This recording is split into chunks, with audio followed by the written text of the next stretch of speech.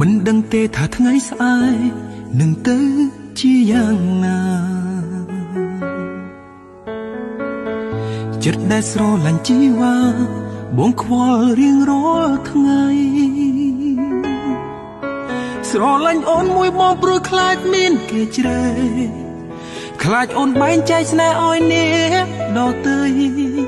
ព្រោះខ្លាចអូនមានអ្នកថ្មីខ្លាចស្រីថ្លៃជ្រឹងគេមួយថ្ងៃប្រែខែជាឆ្នាំឲ្យបងរងចាំអូវេលារំកិលផ្ទួន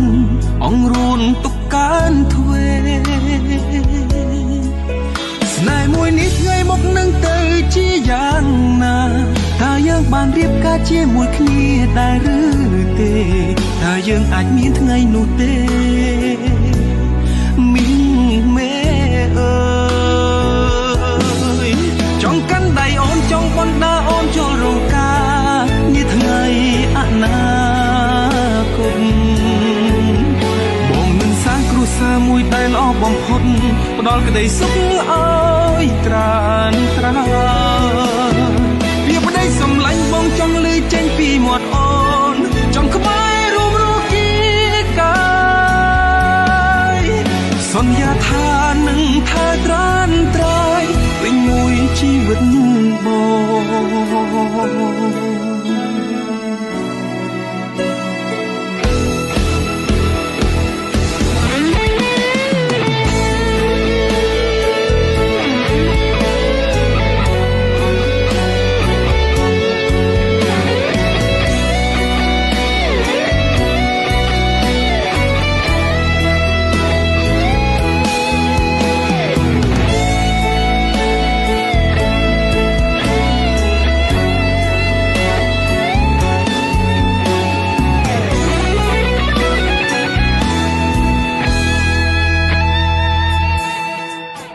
មួយថ្ងៃប្រែខែជាឆ្នាំ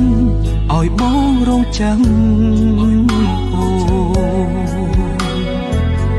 វេលារំកិលផ្ទួនអង្រួនទុកកានទ្វេ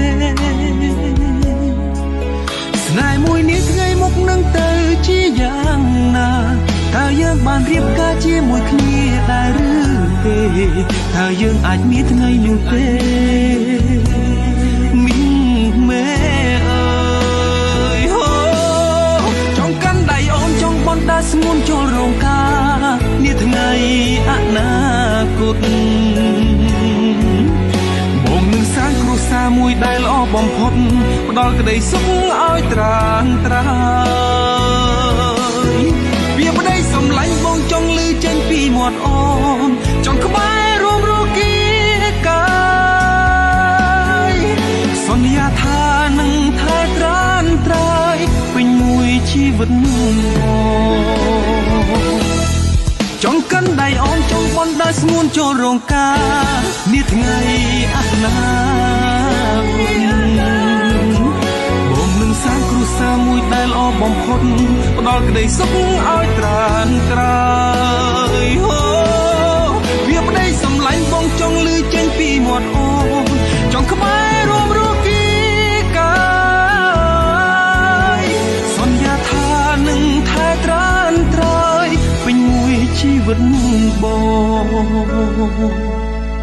ពីប្តីសំឡាញ់បងចង់លឺចេញពីមាត់អូនចង់ក្បែររួមរស់គីកាសន្យាថានឹងថែត្រានត្រាបងស្នេហ៍អូនពេញមួយជីវិតបង